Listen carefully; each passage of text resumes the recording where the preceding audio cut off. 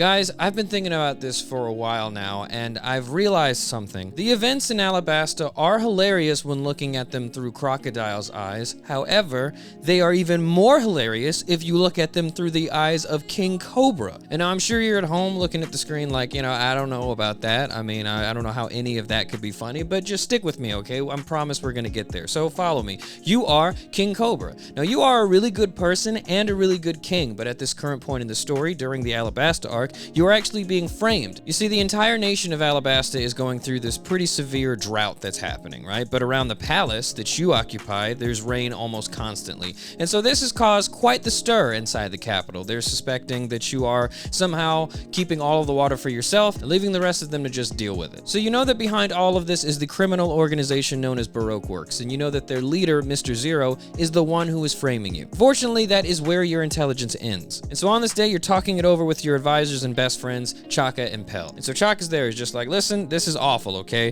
This Mr. Zero has got us in a bad situation. He is framing you, he's making all of us look bad. Frankly, we need to figure out who he is. Now, I propose we send in Princess Vivi to go undercover in their criminal organization. I know what you're gonna say. I know what you're gonna say. And so you're King Cobra, so you're like, obviously that's a bad idea. I don't want to send my daughter into a very dangerous situation just so we can get intel on who Mr. Zero is. But Chaka continues, he goes, listen, I know what you're gonna say, and I don't like it either, but Mr. Zero keeps framing you, and this is just getting out of hand, okay? There's an entire war that's about to happen in Alabasta because you look like you're a bad guy, and we just need to get a better handle on the situation, or at least figure out who Mr. Zero is, because right now, we don't have any leads. We don't know who he could be. And right as Chaka's done explaining that, this Russian James Bond villain with a hook for a hand comes waltzing into the palace. And so he's just like, sorry guys, sorry, don't mean to bother you. I'm sure you got a lot of king stuff to take care of, but I thought you would want to have this. And so he throws this unconscious pirate down to your feet. Apparently this was an evil pirate just causing problems in Alabasta. And so he's like, no, don't mention it. You guys just keep yourselves occupied and locked up in this castle,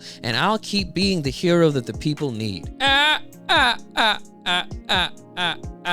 So you hear all of that and you're just like, that guy, what about him? And Chaka's just like, oh, don't worry about that guy. He's a hero. He's actually picking up the slack where we're just too preoccupied in this palace. He's actually doing a lot of good out there. We really owe him one. So you're just like, I'm just saying, he's got his hair slicked back, he's chain smoking cigars, and he's got his coat draped over his shoulders instead of putting his arms through his sleeves. He might not be the villain of this arc, but he's guilty of something. We should at least ask him a couple questions. And Chaka's just like, come on, we can't arrest somebody just because they look like they're evil. He's draping a coat over his shoulders instead of wearing it. And for that matter, why does he have a coat in the middle of the desert anyway? So Chaka just levels with you. He's like, I mean, okay, but like, I don't know. Come on, man. You think you should be the one that's saying that? And you're just like, what are you talking about? What do you mean? And so Chaka's just like, I mean, I'm just saying some people, not me, but some people have said that you look like you're evil. So you're flabbergasted. You're King Cobra. You're just like, well, I can't believe what you're saying, Chaka. That's just the Alabastan culture, my Alabastan drip, okay? I've always worn this. And Chaka's just like, I mean, okay, but like, why do you look like that, man? I'm just saying, we're all a part of the same Alabasta.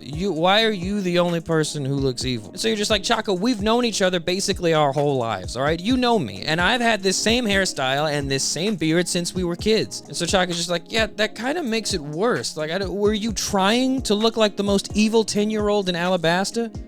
Because you look like the most evil 10-year-old in Alabasta. So you're frustrated by this, but you let it go. You go back to doing king stuff because you got a lot to do, and you go back to trying to figure out what to do about this rebellion. And a couple hours later, the leader of the rebellion that's happening in Alabasta, he comes strolling into your office, and he's very angry at you. Now, the leader of this rebellion is someone that you've known for basically their entire life. They grew up with your daughter. They were childhood friends. So it pains you to see him in this position, basically in a position that means you will either be deposed or end up dead if he gets what he wants. But as disappointed as you are, he's even more frustrated with you. He comes in, he doesn't waste any time. He's like, King Cobra, I cannot believe you did what you did today. So you're just like, what?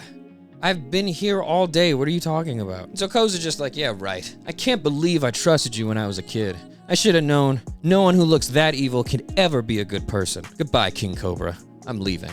Okay, or you could talk to me for like 5 more minutes and we could maybe resolve this whole misunderstanding. I mean, you're clearly upset about something that I have no knowledge of and you're walking away. It just seems like you want this war to happen at this point. Okay, he's gone. What the hell? And that's when you hear someone walking behind you, and you turn around, and it's the Russian James Bond villain. And so you're just like, God, what now? Okay, fine. What do you want? Obviously evil criminal. How can I help you today? And he stops you. He goes, hey man, if you want to talk to me, you would better address me by my full name, Sir Crocodile. Your name is Crocodile? Security! Can't believe this. Okay, so let me guess. Your name is Crocodile, so what, you've got like a bunch of crocodiles in an underground lair that you built under a museum or something? So Crocodile just goes, that sounds ridiculous and unnecessary. Don't be stupid. I do, however, own several alligators that I keep in the dungeon underneath my casino. Oh! And Crocodile's like, anyway, none of that matters, Cobra. I just came here to tell you that later today there is going to be a violent rebellion in the city, and there's going to be nothing that you can do about it. Oh, it's such a crying shame that there's nothing you can do about it. That fake-ass Jared Leto Joker laugh. Hey, Chaka, Pell, I'm serious. Get in here now. So Chaka and Pell come running in, and Chaka's like, oh, King Cobra, you called us? What's going on? Is everything okay? And you're just like, as a matter of fact, everything is not okay. This guy just told me that there's going to be a violent rebellion happening in the city, and he told me there's nothing I can do to stop it, and then he lets out this really, really evil laugh, okay? Now, that's enough evidence. Surely it has to be. Arrest that guy. And so that's when Chaka's like, well, sir, what is it? I hate to be that guy. As some people say, and again, not me, but some people say that your laugh is pretty evil. It sounds evil. You have got to be kidding me. Look, I'm sorry. It's more than just the hair and the beard. It's the eyes. Sometimes you'll be looking at us and I'll think, what is he plotting? And I hope I'm on his good side. And I'm sorry, while we're on the subject, why is your name King Cobra? Like, who told you to call yourself that? My mother gave me this name, Chaka. Well, then as soon as you were born, she must have took one look at those eyes and went, yep, that's a snake. Because I'll tell you this much, if I didn't know anything about Alabasta and someone asked me to pick who I thought the villain of this arc would be, and my two choices were Sir Crocodile and King Cobra, I'm picking King Cobra at least 5 out of 10 times. And so you keep arguing with Chaka, but right then a couple of your royal guards come busting into the throne room and they go, King Cobra, come quick, you've been spotted in town doing a bunch of evil stuff. And then Chaka goes, aha! Chaka, shut up, I've been here all day, there's no way that I could have done anything. But this is good, actually. You guys get out there, find the imposter, and maybe we can clear up this entire misunderstanding. So Chaka, Pell, and the others leave to go pick up the imposter, King Cobra, and you're there at the palace by yourself. And you realize this is bad a little bit too late, because soon, Crocodile comes in with his girl, Nico Rabbit, in the cowboy hat. The two of them beat you up and they pin you to the wall. And while they've got you pinned to the wall, they give you their entire evil plan. And in the middle of that, they're making fun of you a little bit. Crocodile's just like, you know, I probably wouldn't have gotten away with this much if you didn't look so damn evil, King Cobra. I mean, oh my God. And so now you're frustrated. You're just like, I'm sick of this, all right? This is my Alabastan culture. And Crocodile's just like, Alabastan culture, shut up. You look stupid. You look like the villain in an Assassin's Creed game. Oh, okay. Well, you look like the villain in a Russian version of Peter Pan called Petoich Pankov. I bet if you stood outside the palace when it was dark out and ominously called out, return the slab or suffer my curse, you would somehow look even more terrifying than that mummy from the episode of Courage the Cowardly Dog that keeps me up at night. You look like the mob boss in a shameless cash grab Hollywood blockbuster, the kind that would star Dwayne "The Rock" Johnson as the protagonist. It's so stupid. The movie ends up so tone deaf that despite it being a crime drama about mobsters, the climax ends up in the middle of the jungle for some reason. You don't need to be in the jungle every movie, Dwayne "The Rock" Johnson. You look like a more evil version of Rob Lucci. I don't know who that is, but he sounds very Italian. So Crocodile's like, you know what, Cobra? It doesn't matter, okay? Because soon I'll have everything I want. And unless a magical fighting crackhead comes flying down from the heavens in this very moment to try to run the ones with me, I'm gonna have everything that I want. That's very specific. And he's like, it's just my biggest fear. Now listen, you're gonna tell me where the poneglyph is. While you're talking to Crocodile, your daughter comes running up like, Dad, oh quick, thank God I found you. Get away from him. Sir Crocodile, he's Mr. Zero. He's been the villain this whole time. And so you're standing there pinned to the wall as if you're crucified like Jesus Christ. And you're like, hey sweetie, yeah, I figured that part out. Yeah, hey, you remember that band of lunatics you said you were traveling with?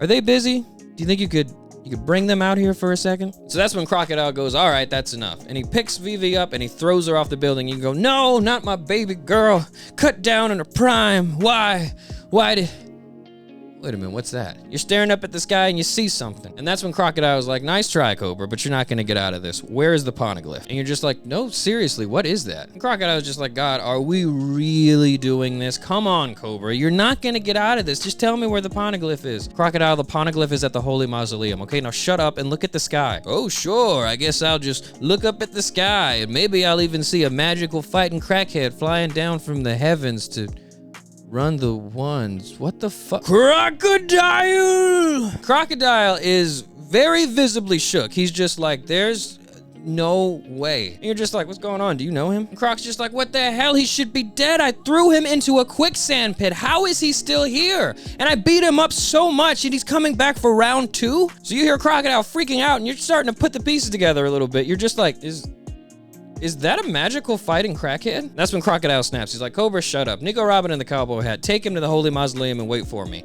I'm gonna face my fears. So you and Nico Robin in the cowboy hat make your way to the Holy Mausoleum, and there you find the poneglyph. And so while you're there, you're talking with Nico Robin. You're like, so you're like the only person in the world that can read these things. And she goes, that's right. And written on them is the location of a literal weapon of mass destruction. Yes. And you're gonna give that weapon to a guy who drapes his coat over his shoulders instead of wearing it like a normal person. She goes, you don't understand, me and Croc are partners. I have to tell him where this is. And so you're just like, I don't know, if you're the only person that can read these things, it doesn't really matter what you tell him. Just say anything. Just don't tell him where it actually is. And so to your surprise, she listens. And then when Crocodile shows up, she proceeds to lie and say that the real location of Pluton is not on that poneglyph. And then Crocodile proceeds to just immediately beat her up. You are just shocked, and honestly, you feel really bad, because if you knew that Crocodile was prone to domestic violence like this, you probably wouldn't have gassed her up like that. Once their fight is done, Crocodile turns his attention to you because he's about to give you the finishing blow,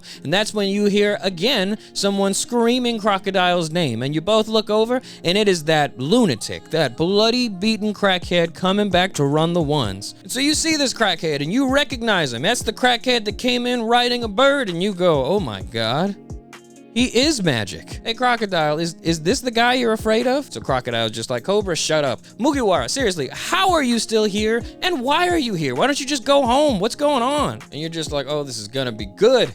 Get him, crackhead. Save us, Captain Crackhead. And so the crackhead wastes no time. He is on Crocodile's ass. He is beating him up left and right. And the whole time, Crocodile is praying for a bomb to go off in the city, which it finally does, but it goes off in the sky. And it's at this point, however Crocodile's contingency plan was just thwarted, he just drops to his knees and he is just begging Luffy to give him any sort of an explanation. Like, I mean, seriously, does your family live here? Did you meet someone you really like here? I don't understand. You weren't here a week ago, you're here today, and you're ruining everything. Will you just help me understand? And this crackhead looks Crocodile dead in his eyes, and he says, no.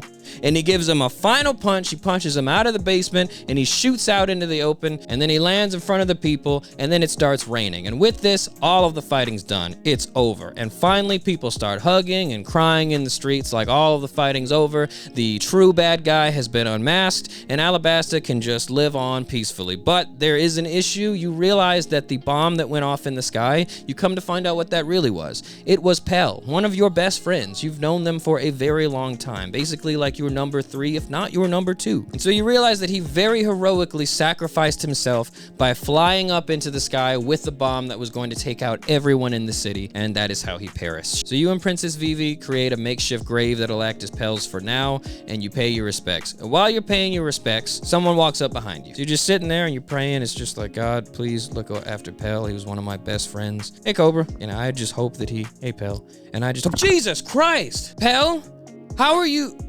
Why are you, what? Pell's just like, yep, turns out I'm all good. Everything's fine. We got by this entire arc with not a single casualty. Everything's gravy. Yeah, I think there's a party going on. Would you mind? Now, Vivi is really excited. She hugs Pell, and the two of them just run back into the party. That's when Chaka comes walking up to you, and Chaka's just like, hey, so was that Pell? You're just like, that was Pell. So he's like a ghost, right? And you're just like, I mean, he's either a ghost or immune to being exploded. I don't know. But Chalk is taking this seriously. Chalk is like, okay, I would like to get to the bottom of this, okay? This is really suspicious. At this point, you're tired. You're King Cobra. You've went through a hell of a lot. This all took place over the span of a day. You are just terribly exhausted. You're just like, you know, I don't know. It's weird, but maybe we can just ask him tomorrow. Okay, I'm so tired. And Chalk is just like, listen, you have been talking to me about following gut instincts all day, okay? And if we had listened to you, maybe Crocodile could have been dealt with a lot sooner. So now I'm asking you to trust my gut instinct. Something about this isn't right. He flew a bomb into the sky, it exploded, and he came back like nothing happened. Like, what's up with that? And so that's when you're like, I don't know, maybe he flew into the air and he like threw the bomb a certain distance away, giving him enough time to like fly away or something. I don't know. And Chaka's just like threw the bomb. So, okay, so he carried a bomb that was bigger than him into the sky. A bomb that was going to destroy the entire city, right? You're telling me that he carried that all the way up into the sky, to where it was far enough away from the village, and then he managed to throw it even farther so that the explosion didn't reach him at all.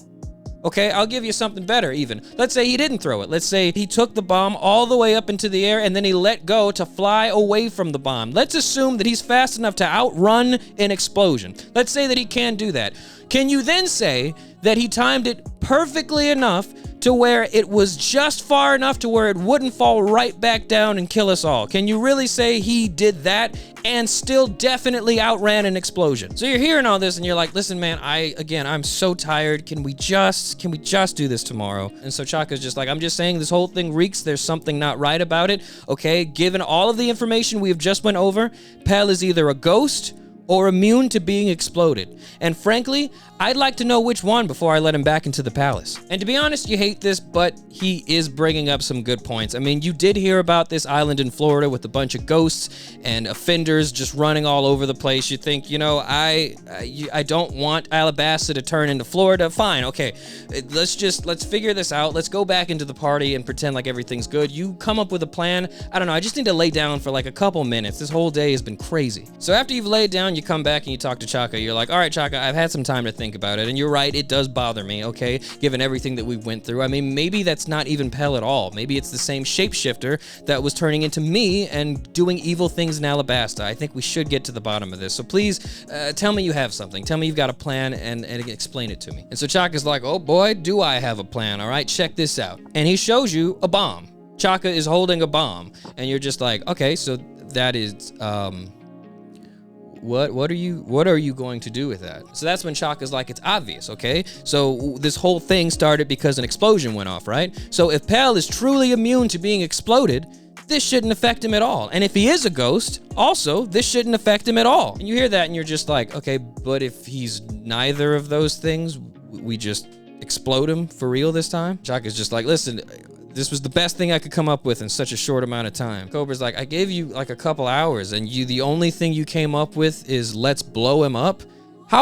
What's the radius on that bomb, by the way? I mean, even if your plan was to try to murder him to prove that he's a ghost or immune to being exploded, why did you pick the one thing that's definitely going to have some type of collateral damage or casualties fall in place? And Chaka's just like, listen, you are asking all of the wrong questions. What you should be asking is how many other ghosts are in the palace. And you're just like, I don't think this is a good idea. I think there's a myriad of other things we should think about and maybe even try before we land on exploding a person. Chaka's like, I'm telling you, this is gonna work, whatever. Just, where's Pell, okay? We need to find him. So as you guys are arguing, Pell actually comes busting through the door, and Pell's like, he gets startled. And when he gets startled, his hat actually falls off and reveals that his hair is blonde. That's when Cobra's like, wait a minute, Pell doesn't have blonde hair. And so you get a closer look and you're just like, what? Peenan? Peenan, is that you? What are you doing? And Chaka's still holding the bomb. Chaka's like, what's going on? Are we blowing Pell up or not? And you're just like, this isn't Pell, it's Peenan. Pell's bisexual twin brother. Peenan, what are you doing here? Why are you dressed as Pell and trying to pass yourself off as him? So that's when Peenan's just like, all right, so listen, you remember that I am in crippling financial debt, right? And you're just like, I mean, yeah, that's like the only thing you ever mention every time we come in contact with each other. And so he's just like, well, it's actually gotten really bad recently. You know, I spend a lot of time in Rain Dinners, Crocodile's casino, and I actually managed to lose my house not too long ago. So on top of the crippling debt I already have, I am now homeless. And so what I thought was, when Crocodile was arrested, that all of my debt would be expunged and all of my things would just come back to me. So when I understood that that's not what actually happens when you accumulate this much debt, I was understandably upset. Why would you think that that would be what happened? So anyway, then I figure I might as well go to the palace, see my brother, get some change or maybe a place to sleep. And as I'm en route to the palace, I see this crazy war happening, and then all of a sudden I see my brother taking off into the sky, and then he just gets exploded. And then I go, oh no.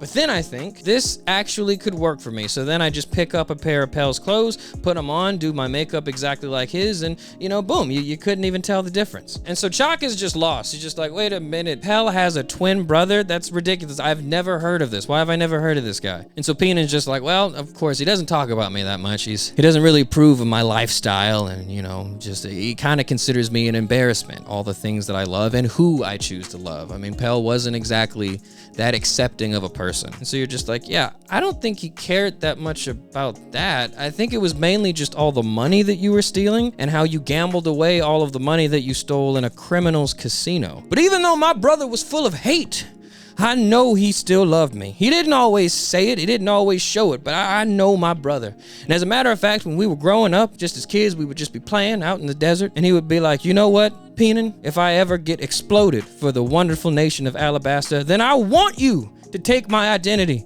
and escape all of your financial burdens. I want that for you so bad, Penan. And to which I would always reply, dude, samesies. So you hear all that, you're just like, all right, dude, you gotta get out of here. Get out of Pell's clothes and get out of here. So right as you say that, your daughter, Princess Vivi, comes running up. And she's like, Pell, you gotta try this. Isn't this a really good dish? And also, you gotta come back and party with us in the Straw Hats, okay? They are really, well, they're all crazy, but like in a cool way. Like, you just gotta trust me. Come on, hang out with me. And so Penan's just like, oh, Princess Vivi, my best friend's daughter, whom I've known for her entire life. Boy, aren't you so glad that I didn't actually explode in the sky above Alabasta? Like, aren't you just so ecstatic that that isn't what actually happened? And she's just like, well, yeah, of course I am. And just, wouldn't it be just the most terrible and traumatic thing if I actually did go into the sky and explode into 1,000 different pieces that then rained onto Alabasta? Wouldn't that just be the most traumatic thing you have ever been through? And she's just like, that's a weird question, but yeah, of course it would. That's why I'm so glad that you're okay. So Penan is saying all of this, keeping direct eye contact with you, and he's just like, oh,